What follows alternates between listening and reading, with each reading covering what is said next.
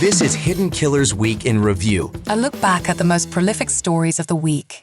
Welcome to the podcast. If you'd like to listen to an ad-free version of this episode and all of our episodes, then search True Crime Today Premium Plus on Apple Podcasts and press subscribe. That's our premium channel where all of our ad-free and advanced episodes live, all in one place. True Crime Today Premium Plus. Search it on Apple Podcasts and press subscribe. Even try it for 3 days free. The blood washed away, but the guilt never does. Welcome to Hidden Killers with Tony Brueski, featuring psychotherapist and author Siobhan Scott. You ever go to a movie like halfway in? I remember doing this like as a kid when we would sneak into the movie after the movie to get 2 movies for the price of one.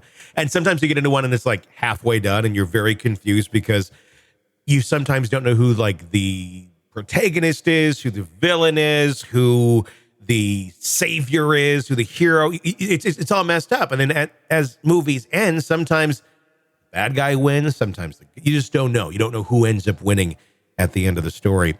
So it's hard to walk out of that movie and say, here's what I thought of it. Let me give you a rundown. Let me explain this to you. That's kind of what happened in the trial of Richard Allen. The jurors only got to see part of the movie, the part that Judge Gull wanted them to see, which also happens to be pretty much in line with the same thing the Delphi police investigators wanted everyone to see. They were kind of on the same page of what we wanted or what they wanted the jury to see in the trial of Richard Allen, and the conclusion they came to based on this very limited scope of information: guilty. I guess based on that, not very surprising. Does it reflect reality? That's the question. Siobhan Scott, psychotherapist and author, joining us to discuss this. I was surprised. How about you? Yeah, I was actually shocked because after hearing all the evidence, I didn't know till we had gone through the trial. And even though we weren't able to have cameras in the courtroom, I think there were some remarkable reporters in the courtroom who brought us play by play everything that had been admitted into evidence. For me, the fact that a man with the kind of psychotic mental break that he had certainly raised reasonable doubt about those confessions. And it seemed like the jury just went with the confessions without any consideration for the fact that the guy was not even in reality when he was saying those things. So I was very surprised. What does that say about, I guess, the general public as a whole? Obviously there's plenty of people out there who understand mental health conditions and different states of mind for different situations, but the jury of your peers, it's just a slice, supposedly of the general public. So we're just going to kind of speak on those terms. What does it say about our understanding of mental health conditions? I mean, this is a pretty obvious one. I mean, if the guy eating the Bible and his poop and running into a wall head first and then intermittently saying, I killed them, isn't enough to make a average person go, there might be something wrong with that guy. I'm not quite sure what is. Yeah, it's shocking to me. And I, of course, find all the time people who don't understand what psychosis means, because we throw the word around a lot. Oh, he's a psycho or she's a psycho, and so we tend to think it means just somebody who's sort of out of control or somebody who's not very well put together. But it actually means, psychosis actually means a complete break with reality. So they often don't know who they are. They don't know where they are. They don't know what's true, what isn't true. And it's a brain condition. It's an illness. And it's, the brain is an organ in the body, just like any other organ. It can become diseased. And the psychotic condition simply means that you can't trust what anybody says when they're in that state. It's an analogy I just came up with because I always like making analogies. It's like operating your computer in safe mode, where it's like, okay, we see in the background all of these pieces of the individual are there, but you can't access them at that point in time. The computer is running. It can run, but it's just running on the very basics of it's aware of its surroundings. It can hear, it can talk, it can taste, it can do those sort of things. But the coding, the programs and everything that make that computer what it is, the things that it can execute, can't access them at that point in time. They're there, but cannot be accessed.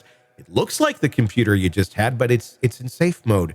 And that's kind of, I'd almost say, like what someone in that state, or maybe other states too, could be analogized into, as far as, look, yeah, this person it's in there, it's not coming out, and they're not reading it right now. And that's, you're just getting a very surface level thing of really not a complete picture of who that human being is.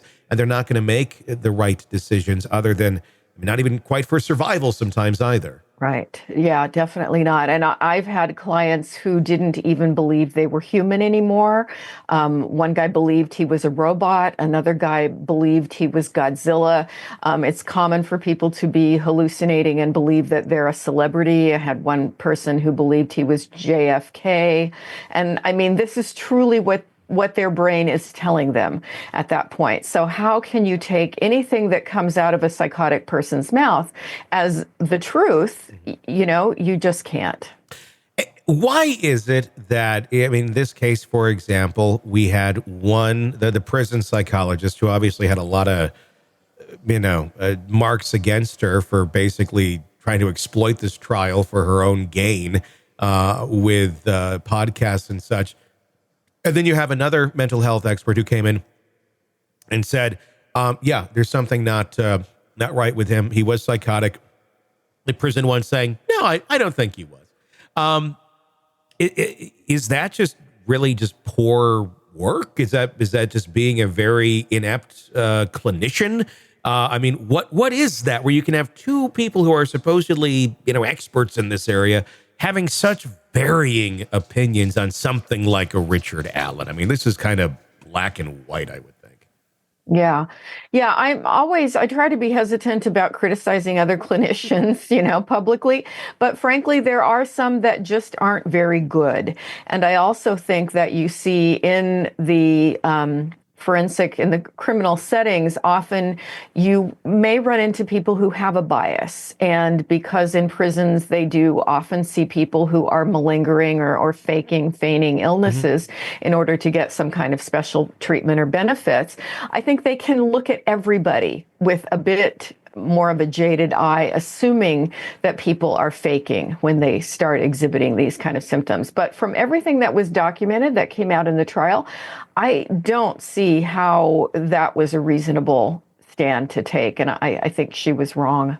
Welcome to the podcast. If you'd like to listen to an ad-free version of this episode and all of our episodes, then search True Crime Today Premium Plus on Apple Podcasts and press subscribe. That's our premium channel where all of our ad-free and advanced episodes live, all in one place. True Crime Today Premium Plus. Search it on Apple Podcasts and press subscribe. Even try it for 3 days free. You're in the thick of a true crime saga, every detail sinking in, and then, wham, a commercial about something you couldn't care less about. It's like being served a microwaved dinner at a 5-star restaurant. But it doesn't have to be this way. Go for True Crime Today Premium Plus on Apple Podcasts. With True Crime Today Premium Plus, you get uninterrupted, ad-free episodes, extended interviews that dig even deeper into the muck, and early access so you can brag to your friends. It's like ordering the secret menu at a crime buffet. So, search for True Crime Today Premium Plus on Apple Podcasts, subscribe, and savor every twisted detail without interruption.